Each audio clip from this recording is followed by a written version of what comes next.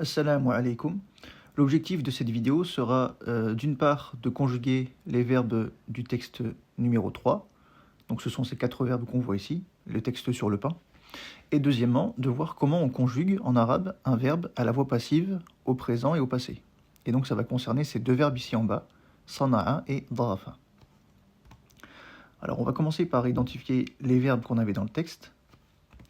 On avait donc yusna'u, il est fabriqué. Yudafu, on y ajoute, ou traduit littéralement, il est ajouté à lui. Ya'kulu, pour ya'kulu nasu, les gens mangent, mais on a vu que ici le verbe était conjugué au singulier puisqu'il vient avant le nom qui fait l'action. Et enfin, yumiddu, il fournit. Alors je vais reparler de ce qu'on avait vu la dernière fois, à savoir comment retrouver l'infinitif d'un verbe à partir de sa forme conjuguée. Et j'avais dit que l'infinitif ici qu'on présente, la forme infinitive que j'ai mis entre guillemets, eh bien ça correspond à la conjugaison du verbe pour le pronom personnel huwa au passé. Autrement dit, ce qu'on présente comme étant manger à l'infinitif en arabe, eh bien ça correspond également à la traduction il a mangé. Donc ici, yumiddu, fournir, il a fourni. Sana'a, le verbe fabriquer, signifie aussi il a fabriqué. Et dafa, ajouter, signifie aussi il a ajouté. Alors on avait pour le verbe akala, ya'kulu. Mais en fait ce verbe-là, même s'il contient un alif ici en plein milieu, donc on dit ya'kulu, eh bien il faut voir chacune de ces lettres comme une lettre à part entière du verbe, tout comme le verbe kataba qui signifie écrire, et qu'on conjugue en disant yaktubu. Donc on a la même forme ici, yaktubu. Et donc on va prendre ces 3 lettres-là et on va leur ajouter une fatha et ça donne tout simplement akala. Ensuite, il y a une règle que j'avais donnée pour les verbes qui commencent par la voyelle ou, donc comme you, middu. Eh bien, la règle que j'avais donnée, c'était qu'un verbe qui commence par you, il va commencer par un alif muni d'une hamza et une fatha. Eh bien, je vais rajouter une remarque supplémentaire, c'est que pour que cette condition soit validée, pour qu'on retrouve la forme à l'infinitif du verbe en ajoutant le alif hamza, il faut que, après le alif, ici, on trouve 3 lettres. Et là, c'est le cas parce que, bon, vous allez me dire, il n'y a que 2 lettres, il y a le mim et le del. Mais en fait, la shadda ici qu'on voit sur le del, qui permet d'insister sur le son, c'est-à-dire qu'on ne dit pas yumidu, mais on dit yumiddu, on insiste sur le del.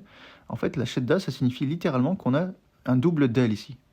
Et donc, ça correspond à ce que j'ai dit, la condition que j'ai dit. Donc, en enlevant le ya qui correspond à la conjugaison, on se retrouve avec la lettre mim, del et encore un del.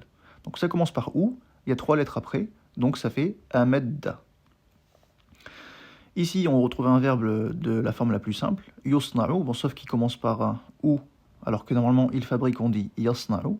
C'est justement ici cette forme à la voix passive qu'on va voir à la fin de cette vidéo. Et donc on obtient tout simplement, en retirant le you de la forme du présent, sana'a. Et ici, de la même manière, on a aussi une forme particulière puisqu'il s'agit d'un verbe conjugué à la voix passive. Donc ça, on ne peut pas le savoir si on ne connaît pas ce verbe. Mais en fait, donc c'est pour ça qu'au passé, ici, la forme darafa ne change pas. Yudarafu. Parce que j'avais dit que si on retrouve en général un son allongé, une fatha allongée au passé, eh bien au présent, elle va se décliner soit en ya, c'est-à-dire on va trouver daifu, ou soit en ou, dans d'autres verbes. Par exemple, si on dit le verbe sarama, qui signifie jeûner, eh bien on va dire yasumu. Dans ce cas-là, le alif se transforme en ou au présent. Bon, ça dépendra des verbes. Alors on va commencer par revoir les pronoms personnels, il en existe 14 en arabe. Donc ana c'est je, nahnu nous, anta au masculin toi, anti au féminin toi, antuma c'est quand on s'adresse exactement à 2 personnes, quel que soit le sexe des 2 personnes en question. Donc, on retrouve antuma pour 2 personnes au masculin, 2 personnes au féminin, ou une personne au masculin et une personne au féminin. Antum, c'est exactement plus de 3 personnes masculins. Antunna, plus de 3 personnes au féminin. Huwa, lui. Huma, eux, exactement 2 au masculin. Hum, plus de 3 ou plus au masculin. Hiya, elle, au singulier féminin. Huma, elle, exactement 2. Et hunna, elle, mais un nombre de personnes supérieur ou égal à 3. Donc on va commencer par le verbe akala, manger. Donc j'avais dit pour commencer que la conjugaison du ana consiste à ajouter un alif avant le verbe. Ici on a un cas particulier. En fait on ajoute un alif à quelque chose qui contient déjà un alif. Donc c'est ce qu'on obtient ici. Le alif, c'est-à-dire un mad alif, mad fatha, sur un alif, c'est-à-dire que cette forme ici, là, elle se prononce a. En fait, ça correspond à cette lettre-là, le alif, hamza, fatha, auquel on ajoute la prolongation qui consiste à ajouter un alif juste après. Par exemple, si on avait alif, hamza, ou, ça se dit ou tout simplement. Pour allonger, on ajoute un waw après. Donc ça fait ou. Si on a un alif et qu'en dessous on met une hamza, puis une kasra, ça donne i.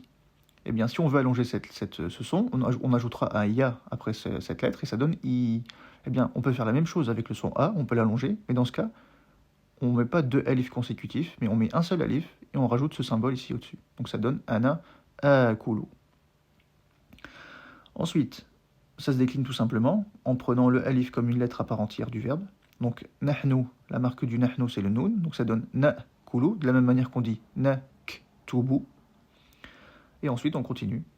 Anta ta'kulu, antuma ta'kulani, antum ta'kuluna, anti ta'kulina, antuma ta'kulani, c'est exactement la même conjugaison au masculin et au féminin. Antunna ta'kulna. Ensuite, huwa ya'kulu, huma ya'kulani, hum ya'kuluna, hiya ta'kulu, huma ta'kulani. Donc au féminin, on change le ya ici par un ta, ce qui n'était pas le cas ici. Hein. On confond quel que soit le sexe des personnes dont on parle, ça reste ta'kulani pour antuma. Mais ici, la voyelle change, enfin la lettre change. Ta'kulani et hunna ya'kulna. Donc ça c'était pour le verbe manger au présent. Maintenant au passé, on a vu que le passé, la conjugaison des passés était plus simple puisqu'on ajoutait seulement des suffixes. Donc ça donne, on avait akala, ça donne akeltu, donc la forme du jeu c'est sukun sur l'avant-dernière lettre, on rajoute tu, et on continue ainsi de suite. Nahnu akelna, anta akelta, antuma akeltuma, antum akeltum, anti akelti, antuma akeltuma, antunna akeltunna, huwa akala. Et donc je rappelle que c'est cette forme ici dont je parlais au début qui correspond à l'infinitif. Ensuite, huma akala, donc c'est akala auquel on a ajouté un alif, akala, donc ça donne le lam ici se transforme en lam alif. Hum akalu, on n'oublie pas le alif à la fin qui permet d'identifier cette forme comme étant le verbe conjugué au passé pour hum. Hiya akalat, c'est akala auquel on a ajouté ta, sukun. Huma akalata, c'est akala auquel on a inséré entre le lam et le alif le ta. Donc on a lam, ta, alif. Avant on avait lam, alif. Et hunna akalna. Et j'avais dit que pour retrouver ici cette forme, eh bien on prend akalna et on enlève la prolongation ici, donc ça donne tout simplement akalna. Maintenant le verbe amadda, dont j'ai dit qu'il se déclinait par en ou au présent, puisque c'est un alif et ensuite trois lettres. Mim, da, da. Donc ça donne ana, ou, puisqu'on a un alif ici et trois lettres après, donc ou, umiddu. Ana, umiddu. Nahnu, numiddu. Anta, tumiddu. Antuma, tumiddani. Antum, tumidduna. Anti, tumiddina. Antuma, tumiddani. Antunna, tumdidna. Et là, attention, on dédouble, on sépare le double del qui était contenu dans le del avec shedda ici. Comme je l'ai expliqué une fois, en fait, ici, le dédoublement, il est obligatoire parce qu'en fait, on ne peut pas mettre de del shedda avec la voyelle sukun au-dessus. Donc on peut dire da avec un shedda, on peut dire umidda, umiddu, umiddi, ça existe, mais umid avec une sukun, ça n'existe pas en arabe. Vous n'aurez jamais de shedda avec un sukun. Et donc, pour appliquer la règle de conjugaison ici, qui consiste à avoir une terminaison en sukun na, pour le antunna, eh bien on dédouble ici la lettre del Donc la première, on lui met la kasra, et la dernière, on lui applique la forme de la conjugaison. Donc ça donne tumdidena. Et ça, on l'applique pour tous les sujets qui se terminent par sukun fatha. Huwa yumiddu, huma yumiddani, hum yumidduna. Donc là, on n'a pas besoin de dédoubler le del. Hiya tumiddu, huma tumiddani, hunna, et là on le fait, yumdidena. Et on va retrouver cette règle aussi également au passé. Puisque au passé, on a plein de formes qui terminent en sukun ou dhamma ou fatha. Donc, un madda à fournir au passé donne ana amdadtu. Par exemple, si je reviens au verbe akala qu'on a vu juste avant, c'était akaltu. Donc c'était l-tu. À la fin, c'était sukun tu. Et donc là, on applique la même chose ici. C'est la même forme de conjugaison qu'on doit avoir. Donc, comme on ne peut pas mettre de sukun sur un del shedda, eh bien, on le dédouble. Et ça donne amdadtu. Nahnu amdadna. Anta amdadta. Antuma amdadtuma. Antum amdadtum. Anti amdadti. Antuma amdadtuma. Antunna amdadtunna.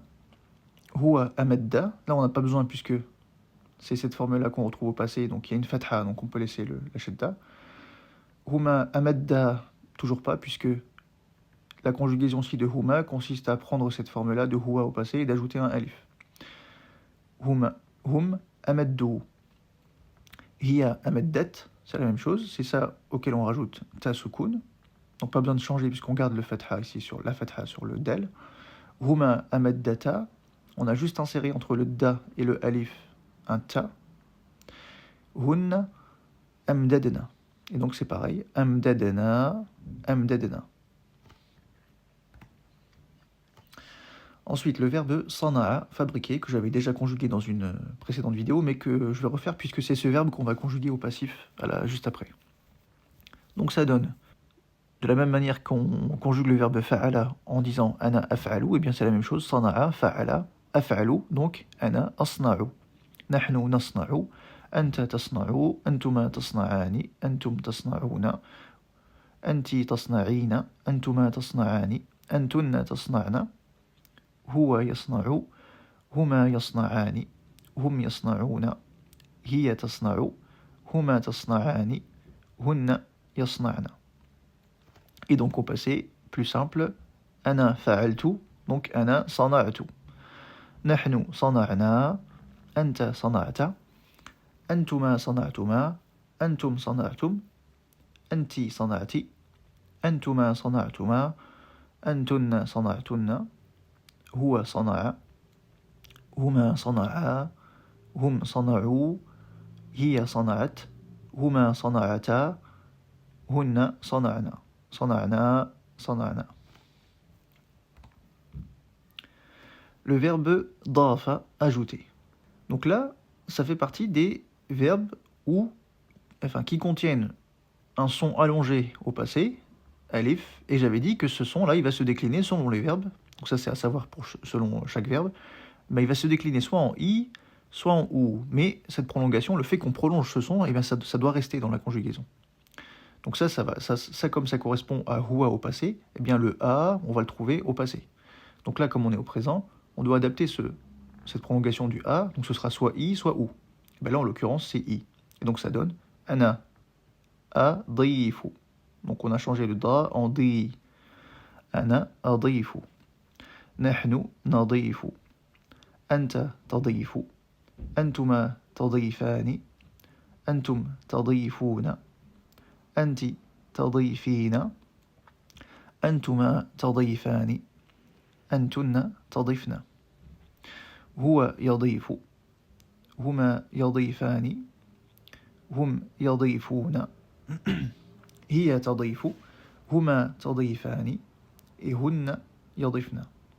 Maintenant au passé, eh bien au passé, j'ai dit qu'on garderait la prolongation du alif, mais il y a des exceptions qu'on avait vues.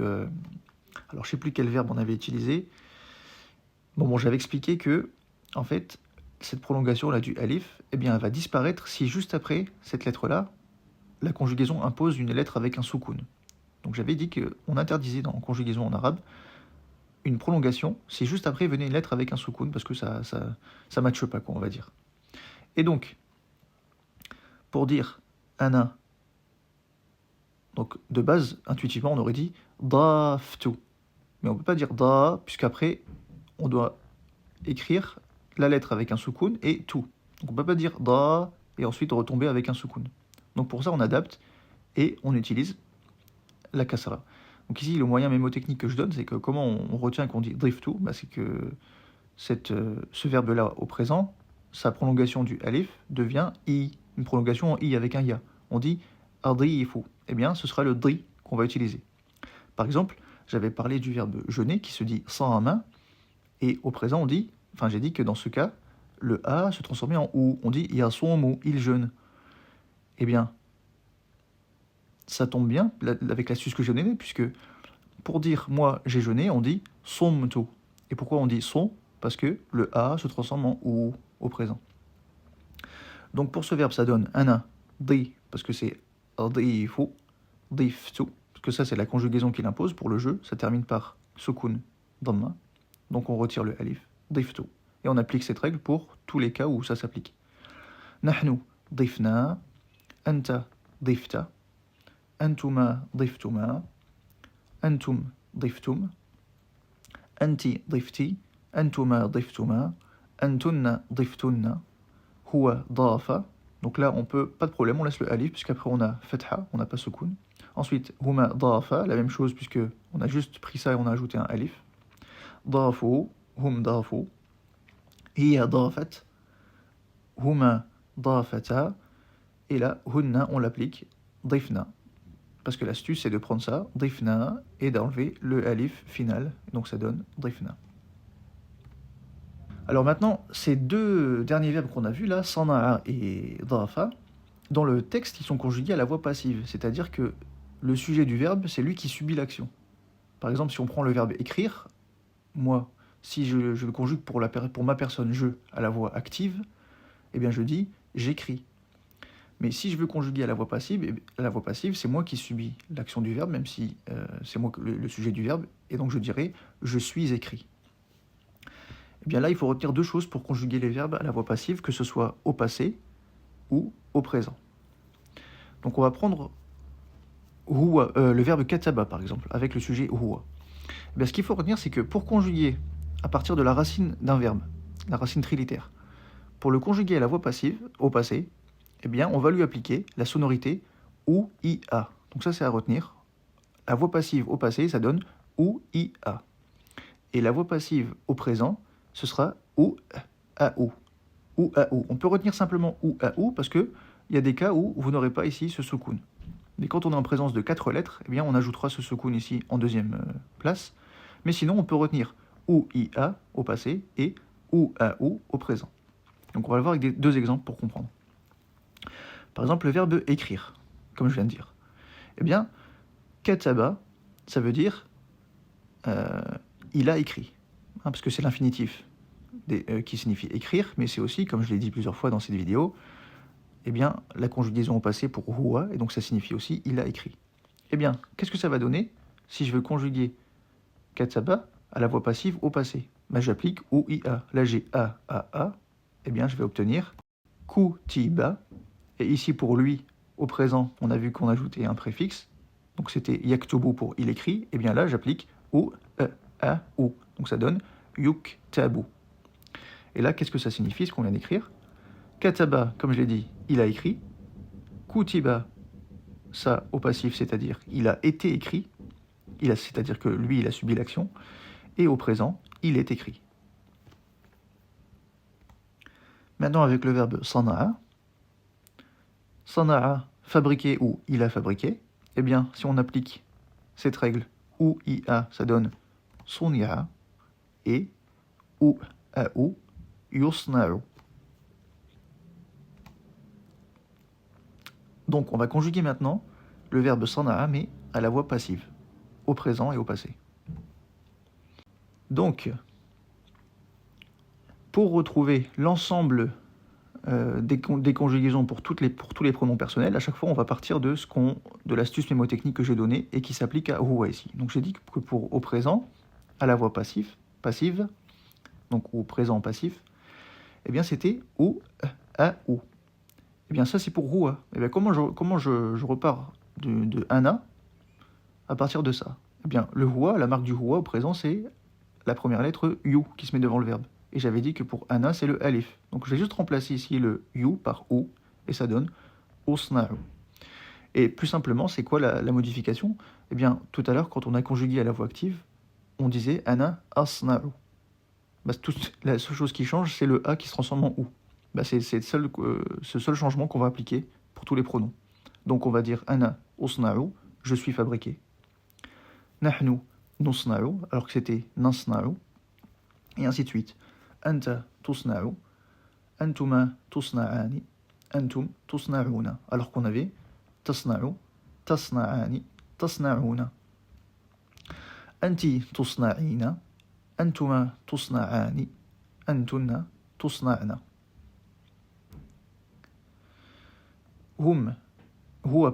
Yusna'u, huma yusna'ani, hum yusna'un. Alors qu'on avait yasna'u, yasna'ani, yasna'una. Donc il n'y a que la voyelle du départ qui change. Et enfin, tusna'u, tusna'ani et yusna'na. Maintenant au passé, on a vu que c'était l'autre sonorité, c'était ou-ia. Donc, on part de ce qu'on connaît. Huwa, ou-ia, soni'a.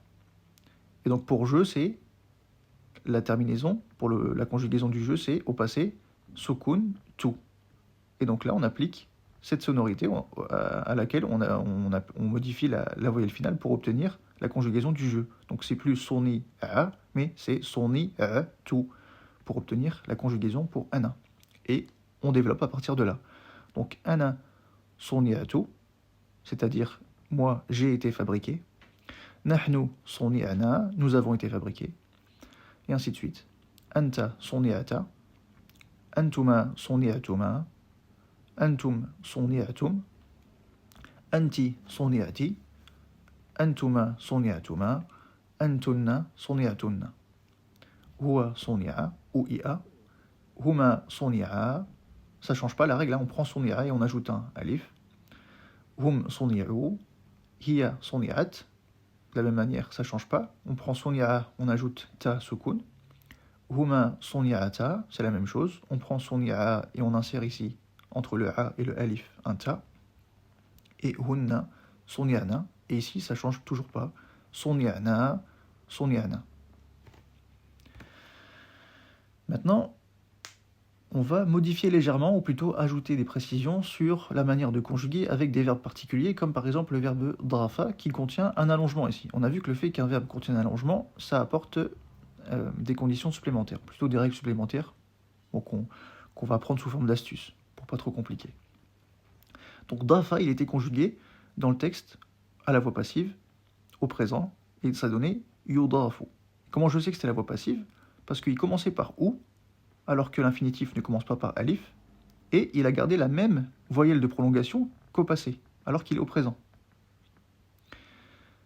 Et en fait ici, c'est normal, puisqu'en fait on a dit qu'au présent, le schéma sonore qu'il faut retenir, c'est ou, a, ou. J'avais dit que, bon, ça on peut le mettre en option là, le soukoun. Donc ça donne ou, a, ou. Puisque là il n'y a que 3 lettres. Donc en fait il faut considérer ici là, le a, ici dans le ou, a, ou, comme un son muni ou pas de sa prolongation. Donc là par exemple, comme l'avant-dernier son de yudafu, c'est a, avec le alif, et bien on va prendre cette sonorité avec sa lettre et son alif. Donc ce sera, dans ce cas-là, ou, a, ou. Donc on va garder ce schéma en laissant pour chaque son s'il y a sa prolongation.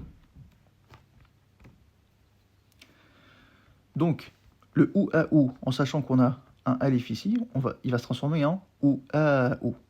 Voilà, donc en fait, il n'y a rien de compliqué, on garde le même schéma sonore et on applique pour chaque voyelle de ce schéma sonore, eh bien, sa prolongation. Donc là, ça donne, donc on avait ou a ou, puisqu'il n'y a pas de lettre ici qui va porter le soukoun, et donc, la même astuce que j'ai expliqué, c'est que on dit huwa yudafu, eh bien pour je, on remplace le you par alif hamza, et donc ça donne udafu. Donc, je suis ajouté. Nahnu nudafu. Anta tudafu. Antuma tudafani. Antum tudafuna. Anti tudafina. Antuma tudafani.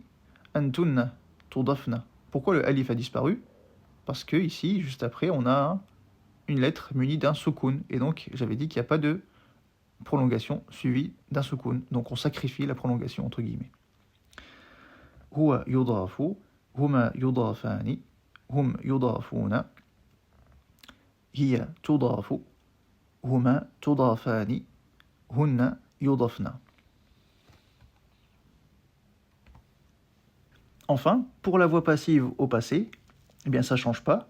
On a juste l'histoire de la prolongation qui va s'appliquer. Donc le schéma qu'on avait, le schéma sonore que j'avais donné pour la voix passive au passé, pour Roua, c'était quoi? C'était OIA. On avait Kutiba. Eh bien là, on va garder. Sauf que là, on n'a plus que deux sons. On a le son A et A. Donc ça va se transformer en, comme on avait OU, IA, les deux derniers sons c'était IA, et bien ça va faire IA. Parce qu'on avait A, et j'ai dit qu'on garde la présence d'une prolongation. On va juste changer sa nature. C'était une prolongation en A. Notre schéma, il impose pour les deux derniers sons IA, donc on va dire IA. Et donc ça donne Huwa Difa. Et on applique à ça une deuxième modification, qui est qu'il n'y a pas de prolongation si la lettre qui suit est une soukoun. Donc c'était le cas de la conjugaison au passé pour je. On a vu que ça se terminait par soukoun tu, et donc on va supprimer ici le ya, et ça va donner tout simplement ana diftu. Nahnu difna, donc ça signifie j'ai été ajouté, nous avons été ajoutés. Anta difta, antuma diftuma, antum diftum, anti difti, antuma diftuma, antunna diftunna. Huwa difa, il a été ajouté. Huma difa, hum difu. Hiya difat. Huma difata, hunna difna. Et donc on a toujours difna, difna. Et ça, au passé, à la voix active, on avait tout simplement huwa dafa, puisque c'est cette forme-là qui correspond au passé, dafa, dafa, dafu, etc. Voilà, pour vous rappeler la différence avec ce qu'on vient de voir là.